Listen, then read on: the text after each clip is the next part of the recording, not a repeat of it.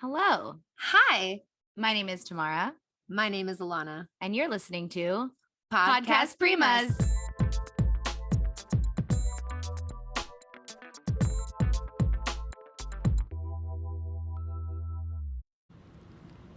Much like the meaning behind the saying, all water leads to the ocean, Tamara and Alana approach this week's topic of unconditional love from two different perspectives, ultimately landing on one clear destination. Per usual, they have some fun with sprinkles of bestie banter as the girls reminisce on their favorite and not so favorite fashion choices from their adolescent years, and also discuss the ever so popular "he's a 10, but..."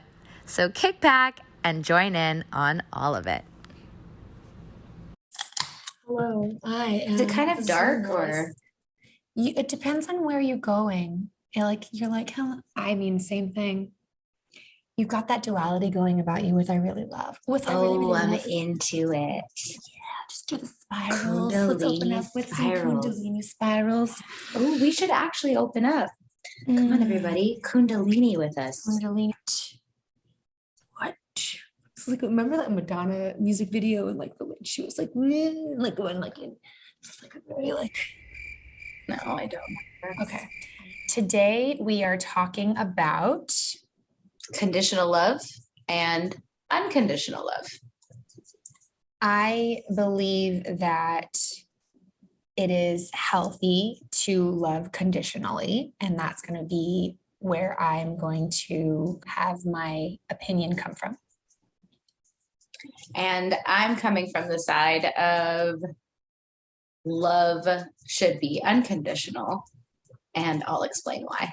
Okay, so we've started opening the show just with like a little icebreaker, just to kind of, I think, let Tamara and I get into our little friendship zone a little bit more before we kind of get into the deep stuff, and just to have a little bit of fun. So they're a 10.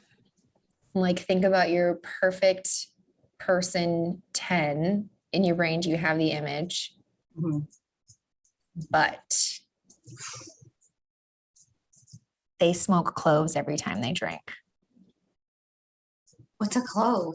Wow, I am so much older than you. Okay, I'm not though. What's a I'm not- You're not. You're 3 years No. older than me. Do you Relax. know what a clove What's is? No. Are you talking like? I literally don't know. Okay, so then let's say cigarette instead of a Cigarettes? clove. Hard pass. Okay, even if it's just when they drink. Hard pass. Oh, okay. Okay, this is the thing.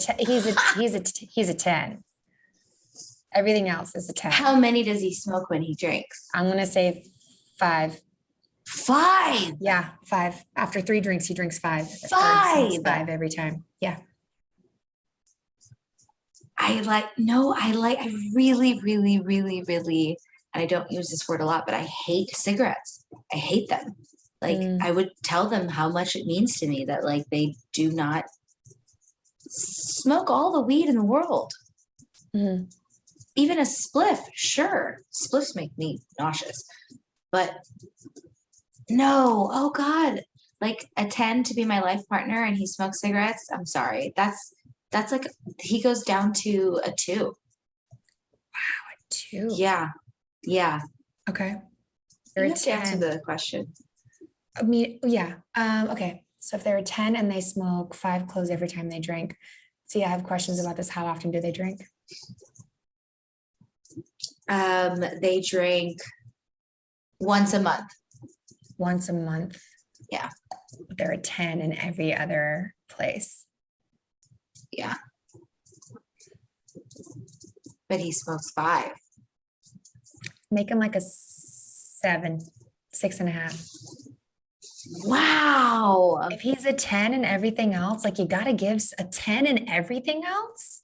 Yes. So I would like to ask the question about why you think the love should be unconditional. All right. So I'll start by going back to a conversation that I had that kind of changed things for me. We'll probably end up talking about this in the podcast going forward. So I'm just going to put it out there. My mom and I have had a pretty tumultuous relationship, and it was very hard for a very long time. We're better now, thank God. But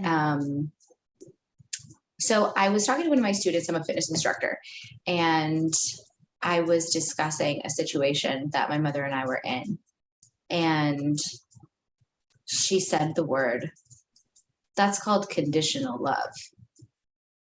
And I had never put it into context of my life to categorize conditional love versus unconditional love, what that means to me and who's given me what and how I feel it. So I more so am in the position of the receiving end of the conditional love or the unconditional love. And I'll put it into a certain situation of me being the giver of that as well. But once she said, oh, that's conditional love, I really thought about it. Like, it stuck with me. And I realized that my mother was giving me conditional love. And how I categorize or how I define conditional love is exactly how it sounds, is I will love you under the condition of. So I will love you if you, I will love you if this, right? And from a parent to a child, that's a really hard pill to swallow, that you'll only be loved if things are done a certain way, right? So that's how I view conditional love. Now, love with boundaries is a completely different thing in my mind and how I see it. So loving someone with boundaries, as far as this is where my boundaries lie, and I will not tolerate these boundaries being crossed, that doesn't mean that love is gone or love is present. It just means that boundaries are there and they're passed or they're not. Does that make sense? 100%. But another word for that means the same thing as a condition. But that doesn't mean love is gone. But conditional love means that it's gone with the condition. That's how I view unconditional versus conditional love, is that I'm taking it away once this is done in a way that I don't approve of, right? And okay, so let's use the example of a partner, a life partner. Of course, you're going to love them different than you love your parents or how your parents love you. I think no matter what, children should be unconditionally loved, but that's how I see it. But as a partner, if we're saying, like, I will love you as long as you don't cheat on me. I will love you as long as you don't break my trust. I will love you as long as you respect me as a person. I will love you as long as, that is putting it in a form of an ultimatum rather than setting boundaries and saying, this is where I stand. This is what I will tolerate and won't tolerate. And you can still have love for the person, even when, I mean, both of us have experienced that. Like, after we've broken up with a person, they were wrong for us, they hurt us bad, and we've moved on and we've learned how to love them from afar. And, I have love for you. I want what's best for you over there. I don't know if I'm going to butcher this quote, and it's like what you said, like a love from afar thing. And I'm a huge fan of Tupac, and I might not be kind of quoting it accurately. Go for it. But he said, like, I still want you to eat, and I want you to eat well. I just don't want you to eat at my table. Yes.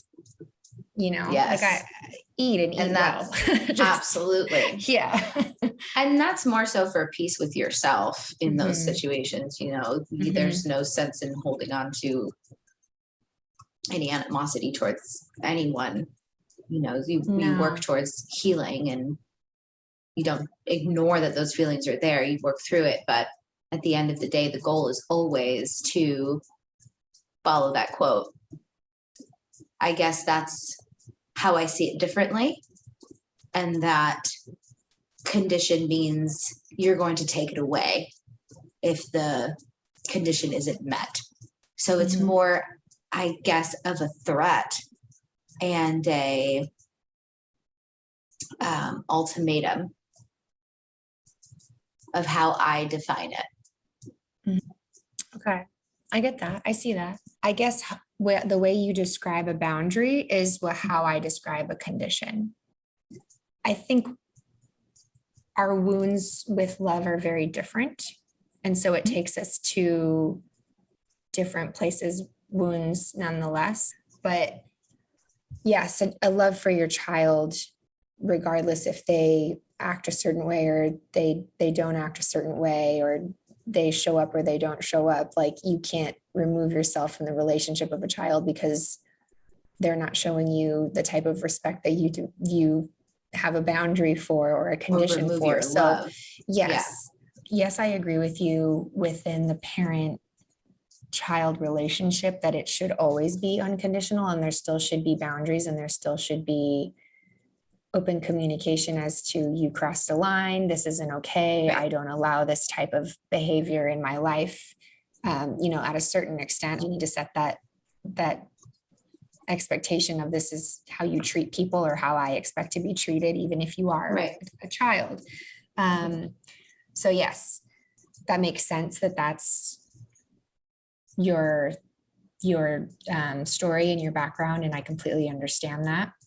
Of course, because my love wounds deeply come from romantic relationships, which stem from parent wounds as well, as to why I attracted those relationships. So ultimately, I suppose it's related.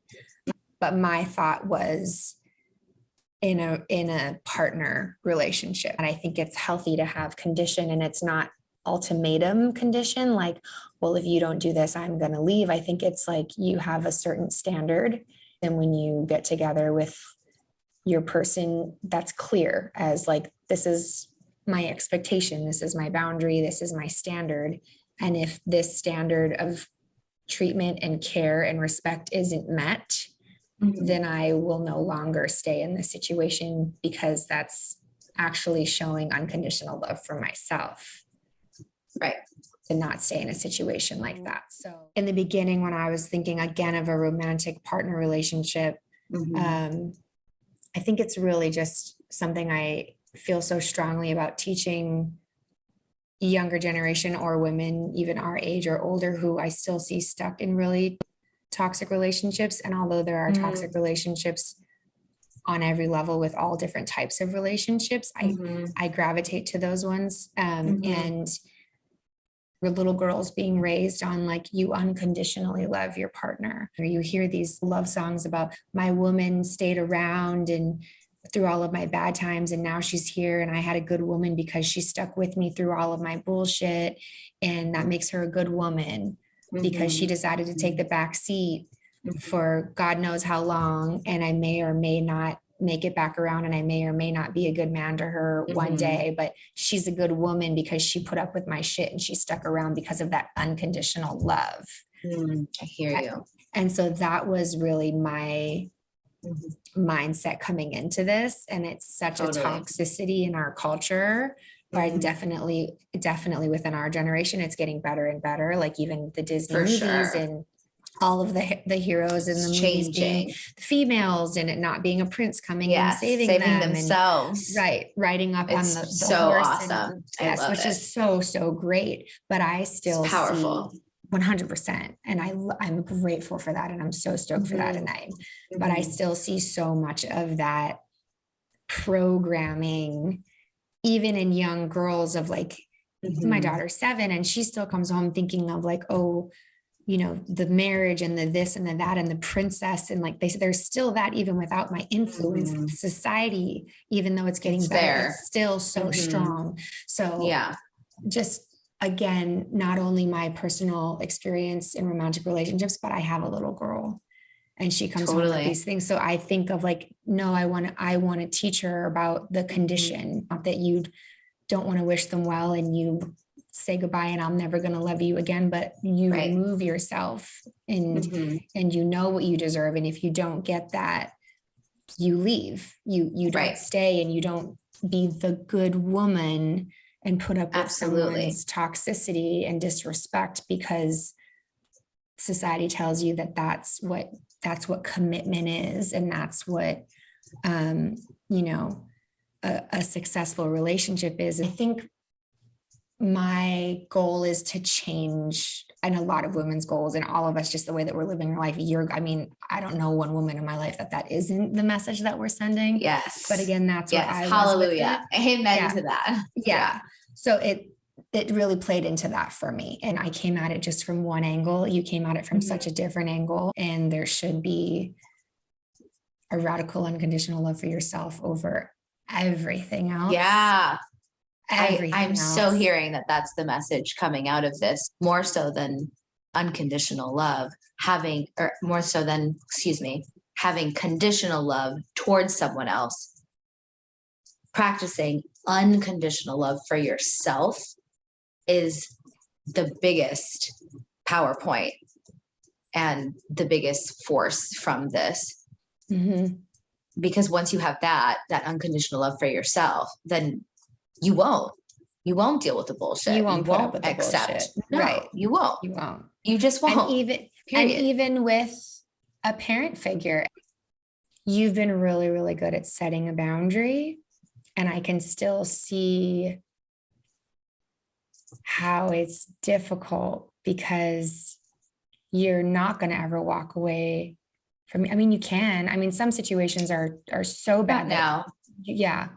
But I'm not saying yours is so bad, but I'm saying some people's situations are so bad that it's better for them to walk away. And I did for a little bit. I did for a while. And you know, when you said you're never going to not love your parent and you're never going to not love your kid, I'm sure it's different for your kid. But if I'm being totally honest, I had to learn to love my mom again. I genuinely felt like I didn't for a while there. And it was a short while, but it was still a while. And boy, was that gnarly. But introducing a different kind of relationship and a different kind of love, and how I truly learned to love unconditionally in my safe spaces were with my girlfriends. My friends were a huge lesson in unconditional love, in practicing non-judgment, in practicing patience, in practicing grace, and just letting them do them while I sit back and go, I love you anyway. And even if they're doing something harmful, you learn different ways to communicate and to facilitate being a helping hand. So rather than going, what you're doing is stupid, you need to stop being an idiot and walk away, I've learned to ask questions and see where they're at. And I learned a different kind of intimacy, and I learned a different kind of unconditional love through my friendships and my girlfriends. And some of the tightest, most amazing relationships of my life are my girlfriends. And that is truly where I learned how to have unconditional love for someone else. The girl gang is important. The girl gang is important. I don't know that you get the type of support from many other people as you do from your girl gang. It's a very important one, or boy gang, or boy girl gang, friend gang, whatever. Whoever your core people are, find them. They don't have to be blood related. They don't it's never forced. You find them. You find your flow, and you attach yourself to the people that are going by. You flow down that river, and you feel the people who magnetize towards you, and those people who love you hard, and you can love back in that way. It's beautiful that it's those relationships through like really positive interaction and really positive support and non-judgment, which is like just the epitome of a safe place. Like everyone feels safe when they're not being judged, you know? Absolutely. Like if you're in any type of environment where you're being judged, that's not a supportive environment. Yeah. I mean, people can call you on your shit and people can hold you accountable. And that's very different again for the people in the back. Yes. But being held accountable and being judged are two very, very different things. Yes. And thank you for saying that. They are two very different things. And yes, thank you. And some people don't understand where that line is. And it's very important to figure that out. And it's really difficult for people to not judge, because there's a quote that I love. And it's, every time we judge someone, we are just revealing an unhealed wound within ourselves. Because it's something within ourselves that causes us to judge another. Again, it always comes back to introspection of what our shit is, you know? Absolutely. Anything that makes you feel uncomfy. Yeah. You got to look back in and say, why? 100%. Yeah. But it doesn't mean it's not validated. It just means there's something going on there. Sure. And that doesn't mean that you need to accept someone who's all up in their bullshit. Like, I can love someone and be like, I see where you're coming from. I see what you're going through. I totally understand where you're at right now. It's not where I'm at. I don't really feel like being around this. I don't really feel like supporting what you're doing right now. So again, bye. And that's loving them. Yes. And that is. Yes. That is, and it depends on where they are. They feel like you're abandoning them. You know, and that's also a really hard thing to do. Like, just another example of the child parent relationship. Like, I do believe in a bit of tough love and a lot of nurturing and a lot of understanding and a lot of hugging and a lot of emotional release and all of that as well. Well, but journey. Yes. But I mean, for instance, if I don't want to ever be an enabler. If I had a child who was fucking up on a regular basis and they did something that got their ass in jail, I wouldn't go bail them out of jail. Like, you did something that got you put in jail. Now you need to be in jail. Yeah. Like that's loving them.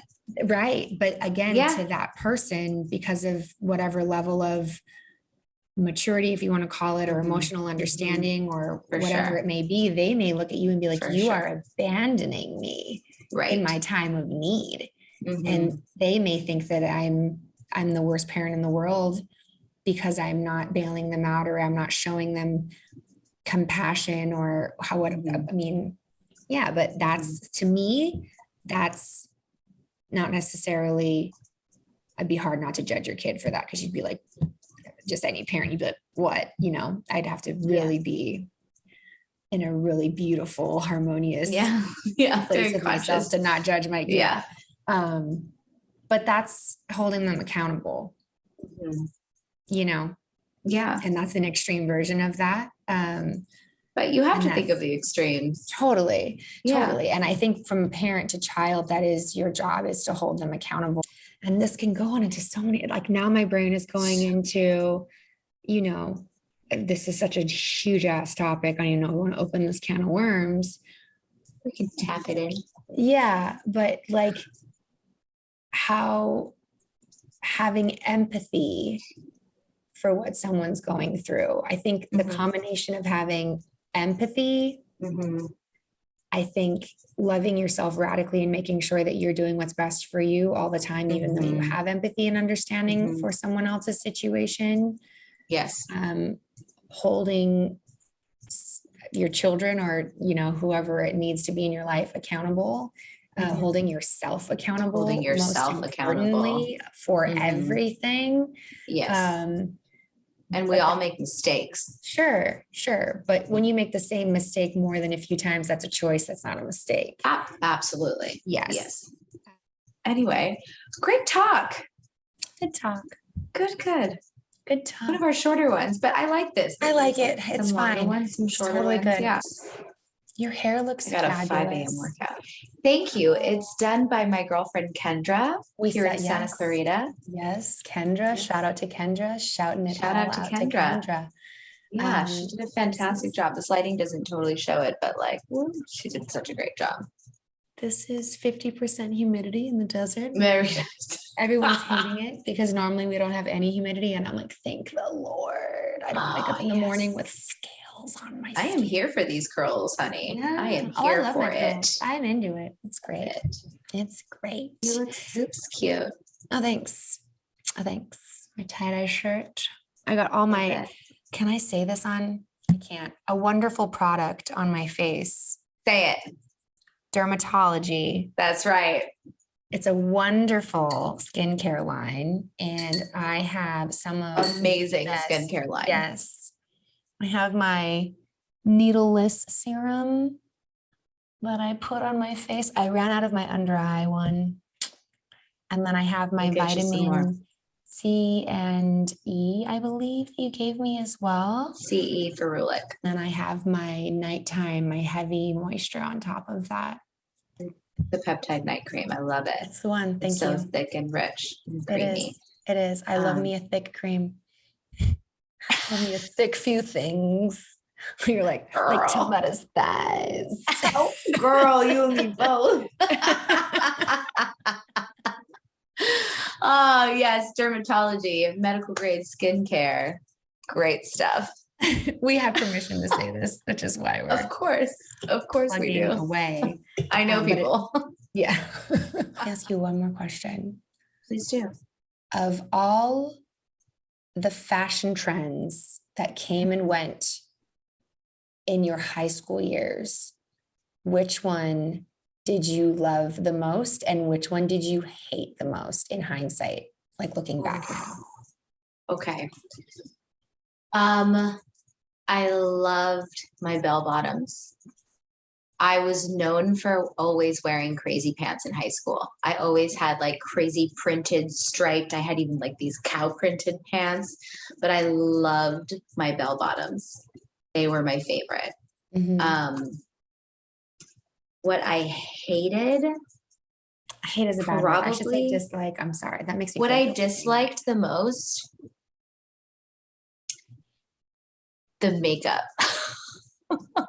You were into it. I mean, I was learning. Listen, I liked that I was into it and I liked that I went for it. Mm-hmm. But when I look back on it, I'm just like, oof, am I glad that's not here now? Like, I'm glad I did it in the time that I did it, but I'm so glad that makeup has evolved and changed and become what it is now. Like, I would have never worn such a natural look back then. Like, can we talk about like cake, the cloud foam cake that we used to like put on our faces and the hard eyeliner on the top and the bottom? The bottom. Not to mention the eyeshadow to match every outfit. I did have eyeshadow that matched. I didn't ever do like a lot of the cakey stuff because I just didn't know how to do makeup that good. But I did have like the shimmer eyeshadow that pretty much matched every single color I could possibly wear. Oh yeah. It was great. Magenta, I had it. Lime green, of course. I had lime green. Oh, yeah. I was really into like baby pink a lot. Yeah, you were. Like ninth grade. I was like, it was baby my pink. Color. You were always into yellow your whole life. But always. Baby pink, there was an era of baby pink 15-year-old Alana was like all about baby pink. Yeah, it was a big deal. I think for like my 16th Christmas, when I was 16, that Christmas, I got a MAC makeup container that like opened up and it had the different layers. Like a caboodle. A caboodle.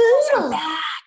Oh, caboodles are back. I was walking through CVS the other day with Leia and I was like, oh, caboodle. Like it was caboodle. I have a caboodle. Hashtag caboodle. Like, yeah. So I in turn ask you. You were in high school 3 whole years before me. I was. Look at this. What are the trends that you love and that you disliked? Okay, the trend that I loved, and I think it's starting to come back, and I'm quite happy about it. And I'm 37 years old, so I may be too old to do it. I love me some butterfly clips. Oh, the butterfly clips. I was all about the butterfly clips. Yes, I had you were. I'd start in the middle and be like, okay, I'm Uh-huh. right here in the middle, and then go. And I'd like try to even Yeah. them out because it was like the one You thing would that I could twist do with your my hair. hair. Yes, I Yeah. was so into the butterfly clips. That was my jam. I had them like in like glitter clear, Yeah. like all the colored ones and stuff. I had like a basket, just like a butterfly clips, and that's like what I did with my hair. I loved that because it was like hair down, but out of my face, but like not a headband, you know? Oh yeah, you always had the clips in your hair. It was super I was cute. into it. So that And then I got them because I wanted to be like you. You did? I didn't know that. That's okay. cute. Thanks, boo. What did you dislike? Dislike now, like, and I know that it's like kind of starting to come back, and I am not about it. Like, in my generation, like having super low rider Frankie B's. Oh, I'm were so the glad you said ones. that. But like, if like as like the crotches were like no joke this big. I'm not going to do it. No, and like I'd sit down in a chair and half my butt crack would show, and you were constantly pulling things up, and like it was so uncomfortable. Especially if you had a butt. Yeah, I mean, and I have a decent butt, but like my butt You isn't do have a even like butt. huge. Thank you. I'm happy I got a butt. But like, yeah, no, it was so uncomfortable. Like unless you were like standing in a certain position, it was constantly like panties showing, and then I was like low rider. I am not about that life anymore, and I think it's coming back, and I just don't think I want to be about it. Those The are my early two. 2000s are coming back. I'm seeing it a lot in like media. I know. I'm seeing it a lot, the like bright colors and like the low riders and even the little tops. Like I tripped out on the crop tops they are back. Crop tops have crop but like tops 90s have evolved, like 90s style and like early 2000s style. But the early 2000s like bandana style. Remember the bandana that like tied in the back but like pointed in the front? Oh yeah. That's been around for a minute now. I had the coolest one. I have a picture of me and Brittany. It was a Billabong one, of course, but it was baby pink. Of course. And it crossed in the back, and it tied, was like open back, just like had like a couple crosses, and then came down, it V'd in the front like it did. And at the V, it had like this beaded like design at the bottom of bedazzles. No, not bedazzles. It wasn't sparkly. It was like hippie. Oh, it was more like a was natural vibe. You were much more about the bedazzle than I was. Girl. But I did love me some beads. I used to like make the hemp necklaces with the beads, shells. Like I used to weave all the things. Yes, that surprised you? That's so funny. I know this shows us pretty well. Yeah, I was definitely about the bedazzles. I had the matching tracksuits. And at one point you had, I was gonna say the velour. You got into the velour, which the velour tracksuits. Yeah, I was all about it. And the Guess bags with like the bedazzles all over the Guess and like the big square glasses. Yeah, big. And my earrings used to be like the size of Texas. Just huge. Oh, fun times. Should we close this off with a nice big deep breath? Sure, that sounds lovely. Yeah, let's do it. All right, folks. Let's do a nice big ujjayi breath, keeping the mouth closed, breathing in and out of the nose. Really fill the lungs as you inhale. Take an inhale. Exhale, let it out.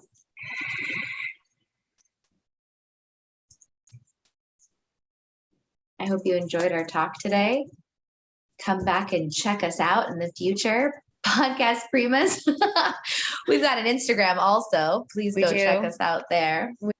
It's podcast_Primas. Primas. Yes. Okay. It's time to end it. I love you. Delirious, and I'm all the things. Love you. Bye. All right, everyone. Have a great one. Goodbye. Bye. Thanks for listening. Please like, subscribe, follow, laugh, cry, scream, sleep, dance, whatever.